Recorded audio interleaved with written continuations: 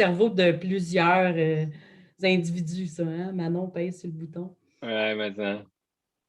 Alors, on est présentement en live sur notre super cœur à cœur des jeudis. Je vais juste aller retrouver, je suis avec Ghislain Lévesque.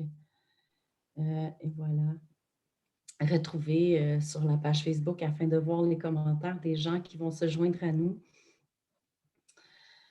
Merci d'avoir accepté mon invitation. J'ai envie de dire mon ami parce que c'est comme ça que je te considère aujourd'hui. Vraiment, Ghislain, et je suis honorée de pouvoir partager sur ce sujet-là avec toi.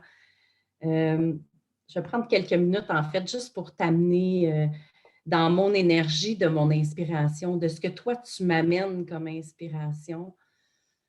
En fait, on s'est rencontrés pendant, au moment où Au Cœur de l'Être recevait des conférenciers. Alors, pour moi, ça a été la première fois où je t'ai découvert. Et je me souviens à ce moment-là, pendant ta conférence, d'être assis dans la salle et de m'abreuver de tes paroles. Je me revois encore assis là, sur le côté où je suis comme juste émerveillée de t'entendre nous parler avec facilité, avec toute ton humilité,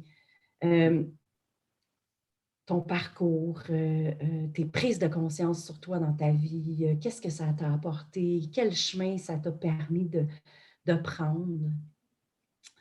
Alors, cette première rencontre-là avait été pour moi très enrichissante et une belle découverte d'âme vraie, authentique et pure. Et j'ai eu la chance par la suite d'accueillir toi et ta douce amoureuse copilote encore aujourd'hui, je pense, hein, que vous êtes partenaire dans Courageusement Humain, à une retraite au domaine Au Cœur de l'Être.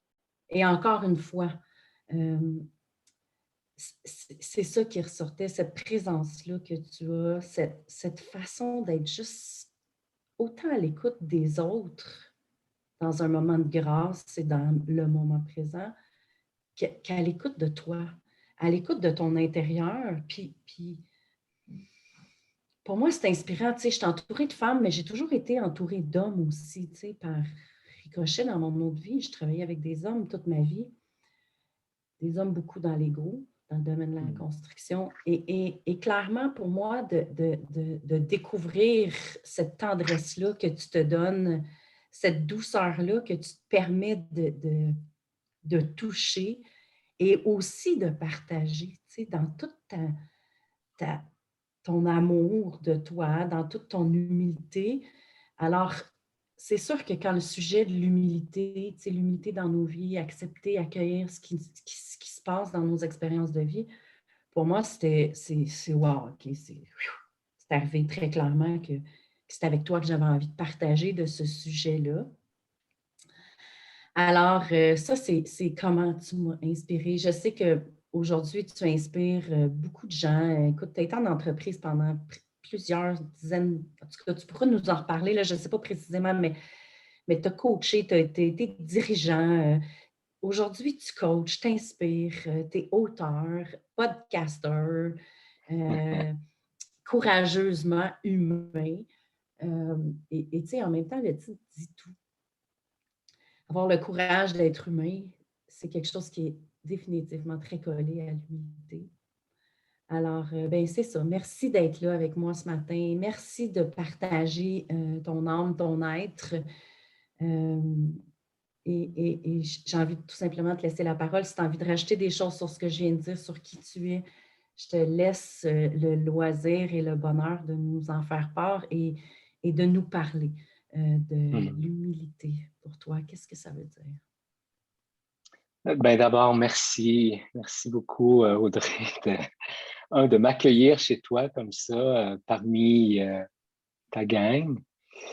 Puis c'est la deuxième fois, effectivement. La première fois en présentiel. Tu savais qu'un jour, on a déjà eu le droit de se voir en personne? Écoute, j'ai rien à ajouter sur la présentation que tu fais, autre que ça me touche vraiment de t'entendre partager ce que ma présence dans ta vie apporte. Et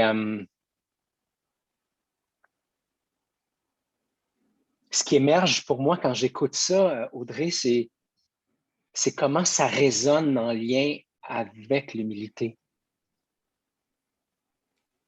Que mutuellement, on reconnaisse la part de l'autre.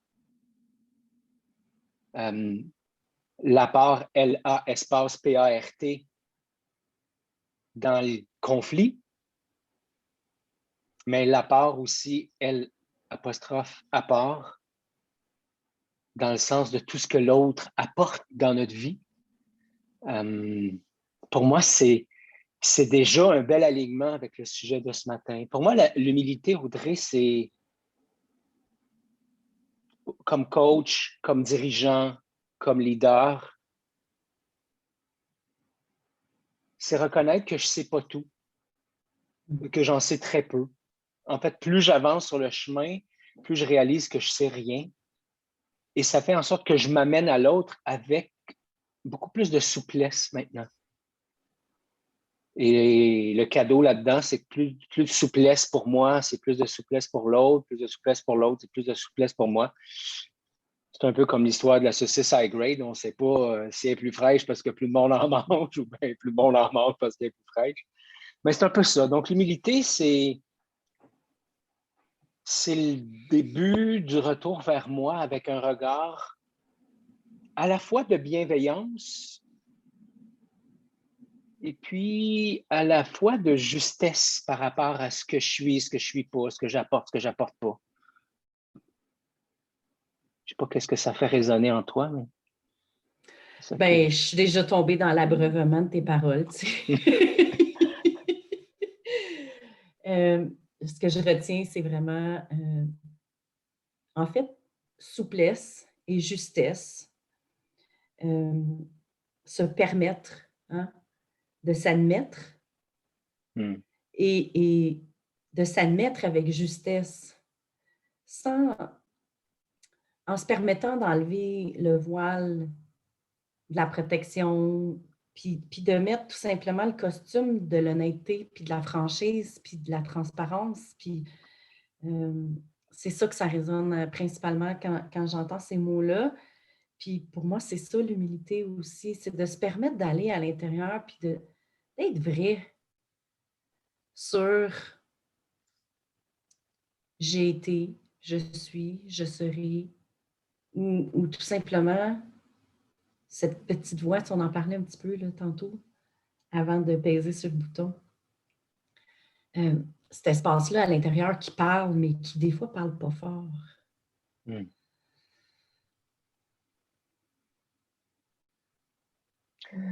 Ouais, tu vois, ce que j'entends dans ce que tu dis, en fait, ce que ça fait émerger pour moi, c'est l'humilité, ça m'amène à, au-delà de me voir à ma juste hauteur, à ma juste valeur, à ma juste contribution, pour me voir plus gros que je suis, plus important que je suis. J'ai un mentor qui me disait, tu sais, tu t'accordes trop d'importance, tu sais. C'est pas vrai que les gens sont autant ébahis et frustrés par ta présence. Un ou l'autre ou un et l'autre. Il y a beaucoup de gens qui te donnent l'impression d'être joyeux en ta présence, mais qu'au fond d'eux, c'est autre chose qui les habite. Et il y a des gens qui sont frustrés, en colère, désemparés en ta présence et ça n'a rien à voir avec toi. Ça a à voir avec ce qui se passe dans leur vie. Donc, sois humble pour reconnaître que ta contribution au monde n'est pas aussi grande que tu penses. Et ça m'avait heurté. Ça m'avait heurté parce que fut un temps, puis là, je vais caricaturer, mais fut un temps où je pensais que quand je me levais, Dieu pouvait aller se coucher. Puis, évidemment, ce n'était pas tout à fait ça, mais ça envoie le sens. Je me voyais plus important qu'il fallait pour mes propres équipes, pour mon entreprise, pour mes clients, pour ma famille. Et quand je me connecte à mon humilité, je n'ai pas le choix que de ralentir. Parce que cette petite voix-là dont tu parlais il y a quelques instants, en tout cas, dans mon expérience, elle ne parle pas si fort que ça. Puis pour l'entendre, il faut que je me rapproche, puis que je m'arrête, puis que je l'écoute, puis que j'ai envie de l'entendre. Fait envie de l'entendre elle, envie de l'entendre et toutes les autres parties de moi et tous les gens autour de moi. L'humilité, c'est l'ouverture à autre chose que ce que je pense qui est la bonne chose. C'est tellement vaste, l'humilité. On pourrait en parler pendant des heures et découvrir, mais ouais, c'est ça. Et se découvrir en parlant. Oui, tout à fait. C'est ça qui est beau, tu sais. Ouais. Parce que, puis j'aime ton exemple, puis en fait, j'ai envie de renchérir avec ça. Dernièrement, j'entendais quelqu'un justement faire part que, en fait, on est des petites lumières parmi plein de lumières. Et je suis qui pour croire que ma lumière est plus importante que celle d'à côté? Et effectivement, c'est que ça, tu sais, de juste, wow, je le nomme, puis j'ai des grands frissons qui me passent dans le corps. Puis en même temps, c'est pas de dire que ma lumière n'est pas importante, mais elle est importante pour moi. Et c'est à moi de m'investir dans la brillance de ma lumière, mais tout en égalité et en respect et en conscience que je suis juste une petite lumière parmi tant d'autres. Et des fois, ben, elle brille moins fort. Puis c'est à ce moment-là que me ramener et de m'arrêter pour aller lui donner ce qu'elle a de besoin, une présence, une écoute, de l'amour, peu importe, ben, ça la ravive tout simplement à sa juste valeur, à sa juste... à la force équilibrée de ce qu'elle doit briller. Est-ce qu'il y a eu des moments dans ta vie où ça a été plus difficile pour toi d'aller dans ton humilité? Et ça a été quoi ton élément déclencheur qui te dit « Wow, attends un peu, il y a peut-être un autre chemin que je peux prendre là, dans ma vie pour aller justement toucher ça? » Bien, assurément, si je te parlais de tous les moments où l'humilité n'a pas été présente dans ma vie, on pourrait être ici encore très, très longtemps.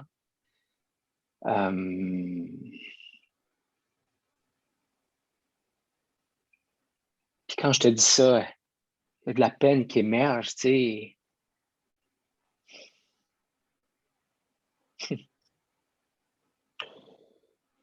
Je vois mon juge intérieur qui est prêt à me payer une rince. Puis en même temps, Audrey, tu sais, moi, dans la façon dont je me suis construit, c'est que j'ai eu besoin d'être vu. J'ai eu besoin d'exister dans le regard de l'autre. Dans mon corps de petit gars, j'avais à combattre autour pour avoir l'attention de ma mère, de mon père, de l'enseignant ou peu importe. Donc, j'ai développé des réflexes de performance, de domination, de soumission. Bref, je suis devenu vraiment, j'ai développé une addiction au regard de l'autre. Fait que des situations où j'ai pas été dans l'humilité, il y en a des tonnes. Puis, une chose que je me rappelle souvent et que je dis, c'est j'ai souffert à la hauteur de mon ego. Et j'aimerais ça dire que j'ai peu souffert dans ma vie. Mais en fait, c'est pas vrai, c'est l'inverse. Il y a eu plein de moments de grande détresse. Des moments de grande détresse et le coup de grâce,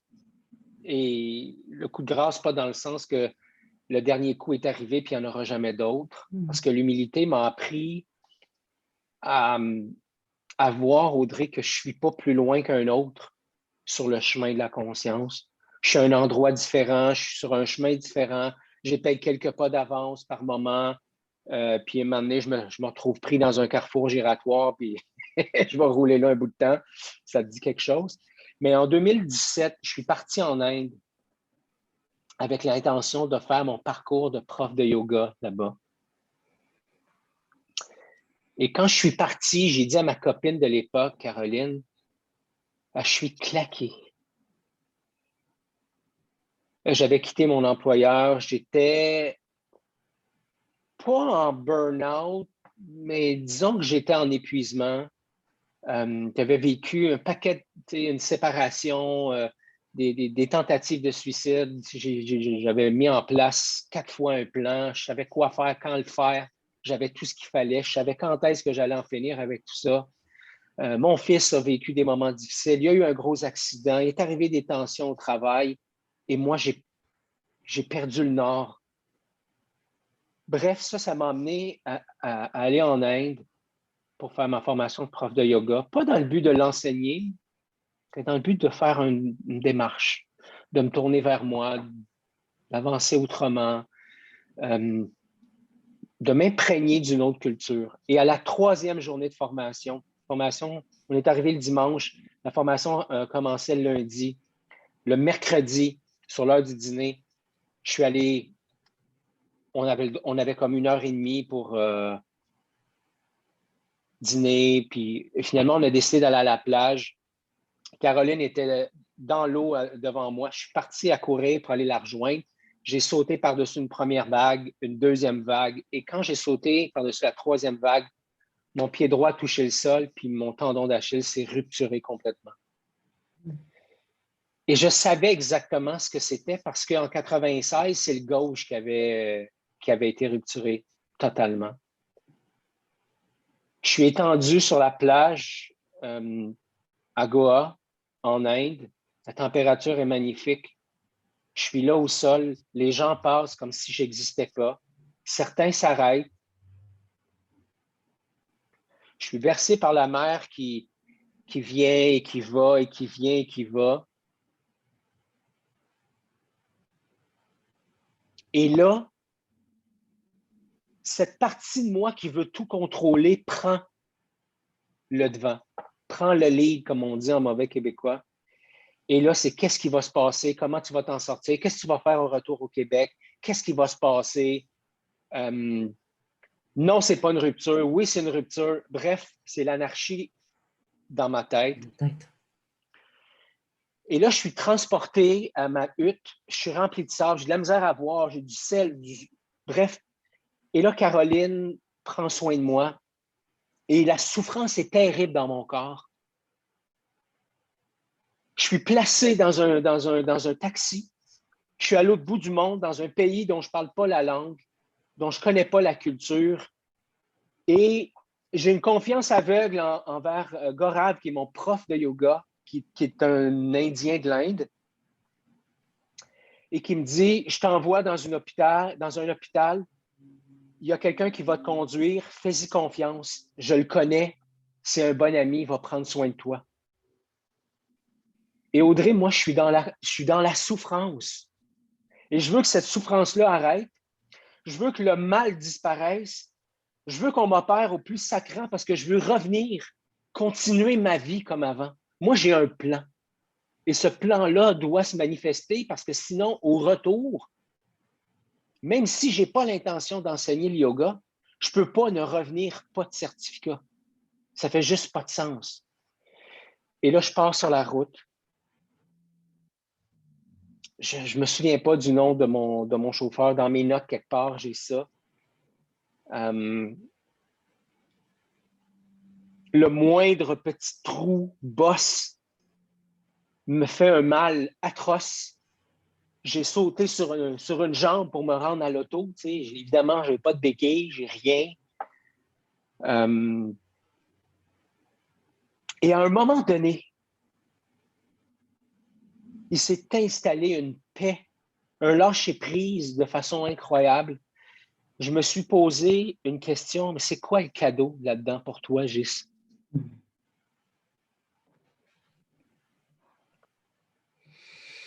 Et à partir de là, mon focus a changé, a switché, comme on dit.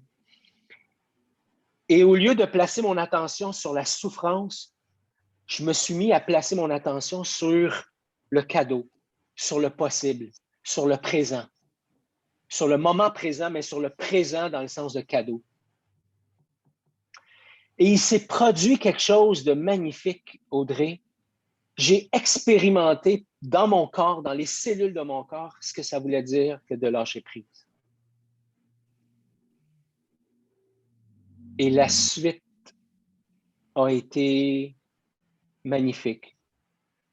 C'est arrivé le mercredi. Je suis allé à l'hôpital. Il y avait 45-50 minutes de route. Je suis arrivé là-bas. On est revenu. Aller-retour, la visite médicale, ça avait pris 2 heures. C'était incroyable. Le lendemain, je me présentais là-bas. Je suis revenu avec une espèce de plâtre pour protéger ma cheville. Le lendemain matin, j'y retournais. J'étais opéré. Mon assureur ne voulait pas payer. J'ai lâché prise. Il n'y avait jamais, semble-t-il, payé pour ça. Moi, je leur ai dit, c'est pas important. Je l'ai fait pour telle raison. J'ai déjà vécu ça dans une autre, ici même au Québec. Si je n'avais pas été opéré rapidement, j'aurais pu avoir des problèmes importants avec mon tendon. Je suis toujours quelqu'un de très actif. Je fais encore beaucoup de sport. Donc, je vais prendre soin de moi. Finalement, mon assureur a payé les frais. Je suis resté là-bas. J'ai vécu mon parcours. Je n'ai pas été certifié. Mais j'ai appris quelque chose à ce moment-là, c'est que je ne contrôle rien. Et que ma souffrance, c'est de vouloir tout contrôler. Et qu'à partir du moment où je danse avec la vie, je suis dans 2 choses. Je suis dans la vulnérabilité.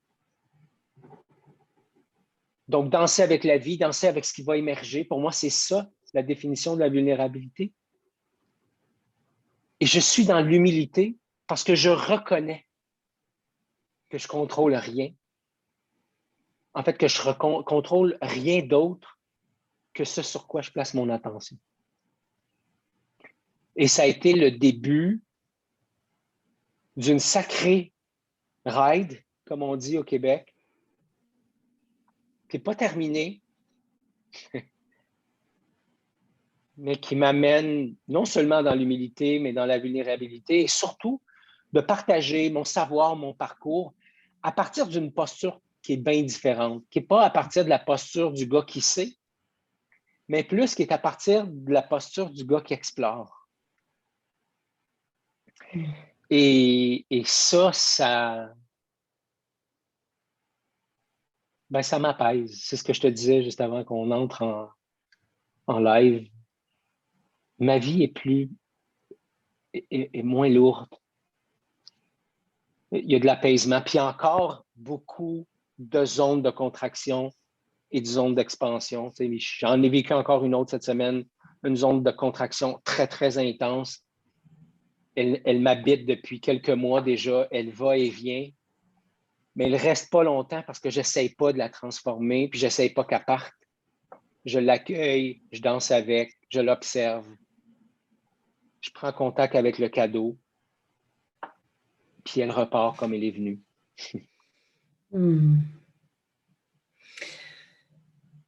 Merci de nous partager vraiment ce switch-là. Hein? C'est vraiment un moment où il y a eu quelque chose qui s'est passé. Il y a tellement de choses dans ce que tu as nommé. On pourrait continuer le live pendant 1 heure là, sur tout. Puis c'est vraiment des passages qui sont mémorables et qui sont significatifs. Puis en même temps, je retiens le fait de coller à côté de l'humilité, le lâcher-prise, la vulnérabilité, de descendre tout ce processus-là dans le corps physique et non plus juste au niveau du mental. Puis tu as terminé en disant aujourd'hui, ben, quand il y a une contraction, je l'accueille, je la surfe, je la vis, puis je reçois le cadeau. Puis en fait, j'aimerais ça t'entendre. Je suis vraiment curieuse. Ton chemin à toi pour justement vivre ça. Comment tu fais pour, te rendre compte que là, OK, wow, il y a une contraction, il se passe quelque chose? Puis de quoi tu te sers comme outil au quotidien pour transmuter ou transformer ces choses-là? Hmm. Ouais, écoute, c'est tellement une superbe question, Audrey. Pendant longtemps, j'ai cru que c'était avec ma tête que j'allais dénouer les choses. Là, j'ai plein de façons. Et, et finalement, la prise de conscience qui est venue à travers le chemin, là, c'est que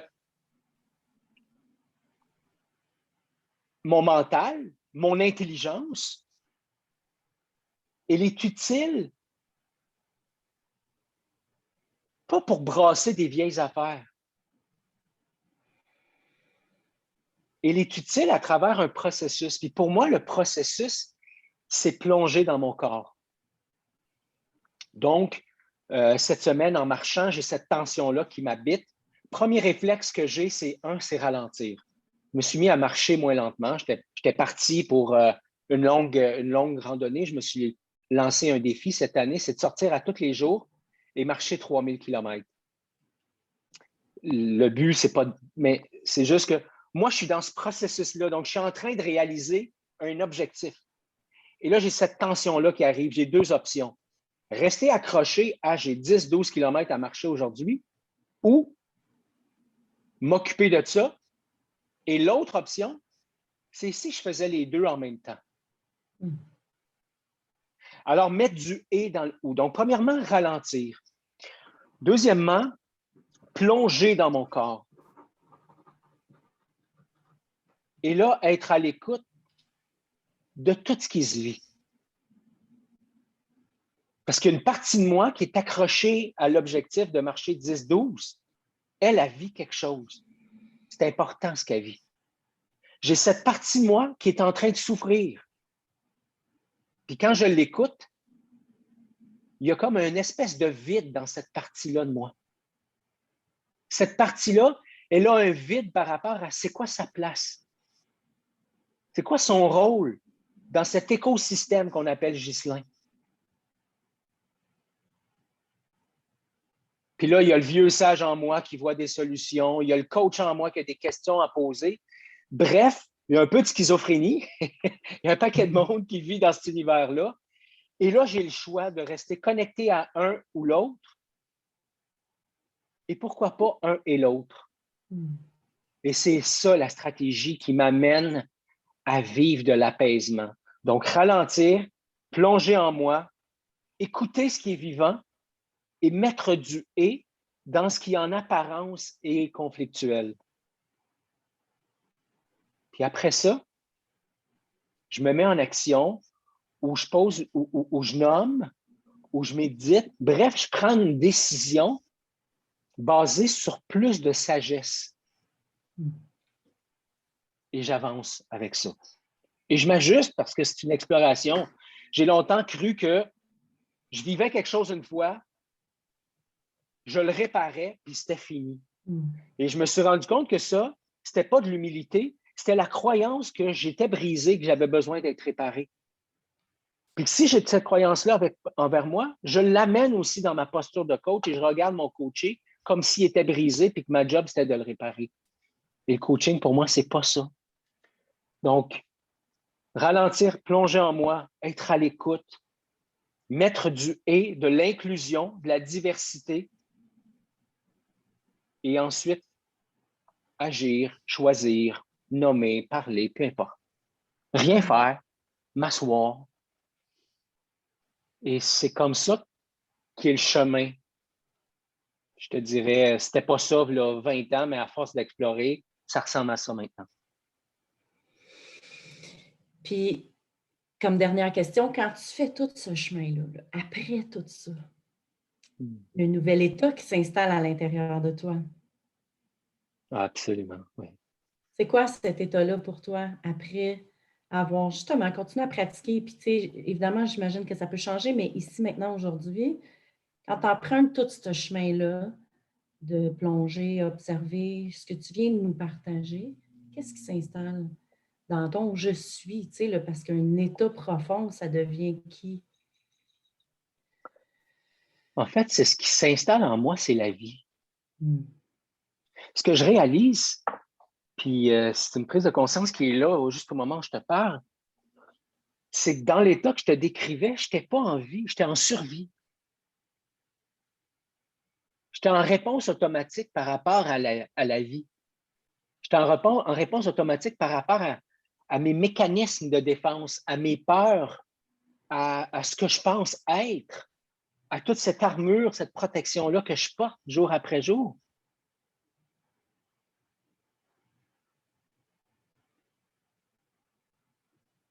Alors, ce qui m'habite après, c'est une espèce de sensation non seulement de plénitude, mais je me sens entier, Mm. je me sens complet.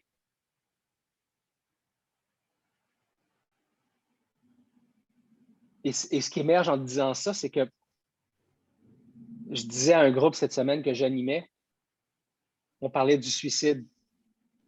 Puis mes 4 tentatives de suicide, à aucun moment, je voulais vraiment mourir. Je voulais que cette souffrance-là arrête. Et mardi matin, quand c'est arrivé, cette souffrance-là était présente en moi. Et cette envie de mourir est remontée. Mais cette fois-ci, ce que j'ai vu, c'est pas Ghislain, l'humain qui a besoin de mourir, c'est qu'il y a des parties de moi qui, peu à peu, sentent la mort. Et c'est ce que j'appelle le dépouillement. Mm. C'est quand ces parties-là de moi meurent tout doucement, s'éteignent tout doucement ou abdiquent, puisqu'il y a différentes façons de mourir.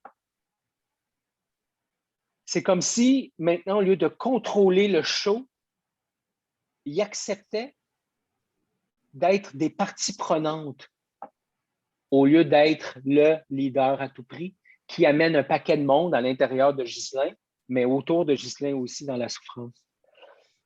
Donc, j'ai peut-être l'air un peu weird, là, mais c'est ça. Beaucoup d'apaisement, une grande sensation d'être entier, d'être complet Mm. et de ne pas être brisé en partie. Mm. Connecté. Unicité, Ouais, faire partie du grand tout. Tu sais, c'est ça qui résonne en moi, cette petite lumière-là. Oui, elle est là, puis on est plusieurs petites lumières, mais on fait partie de toute la grande lumière. absolument. Puis, wow. Oh my God, j'ai une envie de prolonger notre discussion, mais je suis vraiment remplie de gratitude de ce moment d'amour, de ce moment de puissance qu'on vient de partager ensemble. J'ai envie de te dire merci. Merci d'inspirer. Merci de te permettre d'être, de le partager, de juste le vivre, puis de l'incarner jour après jour dans toutes les profondeurs de tes morceaux de casse-tête, puis de continuer justement à te dépouiller parce que c'est wow, c'est inspirant. Pour moi, c'est mentorial. C'est du bonbon. Alors, je suis vraiment honorée de ce partage-là, de ta présence. En fait, j'aimerais ça peut-être que tu prennes un certain temps. J'invite les gens à aller se joindre à ton groupe Courageusement Humain. Tu viens d'écrire un livre. Fait que Topo, je t'invite à nous parler de qui tu es, business, leader de conscience, coach, et voilà. Ouais, ben en fait, j'ai initié le mouvement Courageusement Humain, ça fait déjà plus d'1 an. Sur Facebook, Courageusement Humain, on est une belle gang qui anime cette communauté-là. Notre intention, c'est 2 choses. En fait, c'est 3 choses. C'est permettre aux gens d'oser être qui ils sont, même quand les autres regardent. Deuxièmement, c'est apprendre à danser avec la vie, avec tout ce que ça amène. Et troisièmement, toute la notion d'être 100% responsable de ma santé mentale, physique et émotionnelle. Fait que c'est ça l'intention qu'on porte. Courageusement humain, c'est aussi un balado qui s'appelle Courageusement humain, disponible sur Apple, Spotify, Google Podcast. Il y a 71 épisodes disponibles. On est en pause pour l'été, mais il y a déjà plein de belles choses là. On va revenir à l'automne. Et le livre Courageusement humain qui est disponible sur courageusement-humain.com. Voilà, c'est ça, Courageusement humain.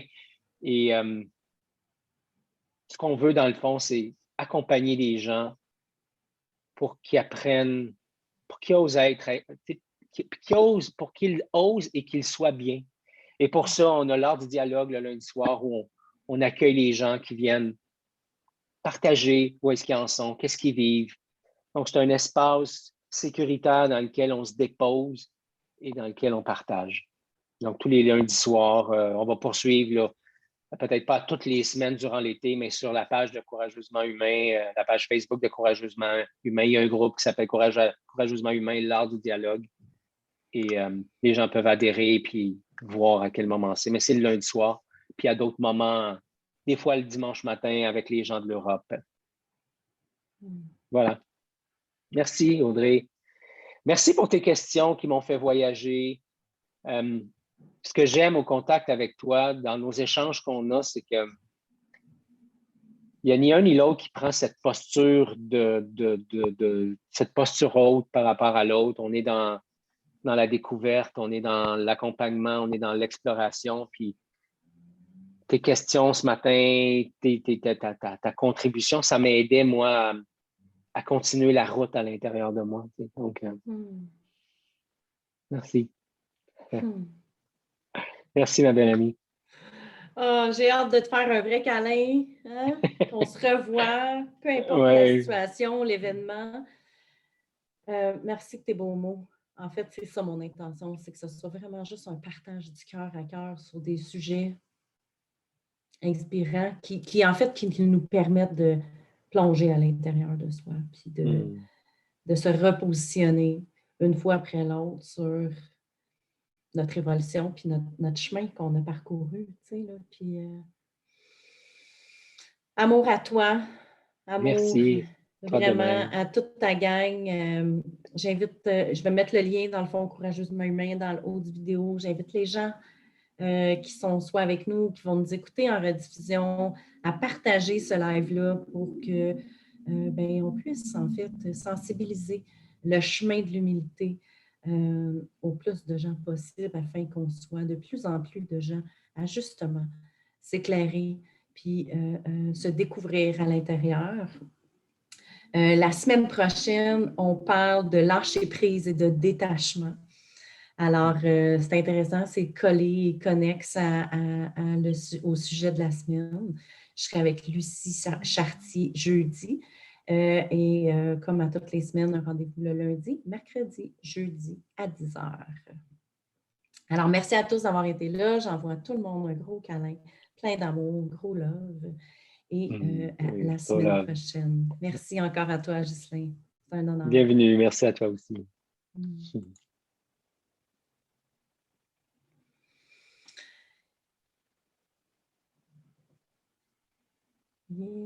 C'est terminé. Merci.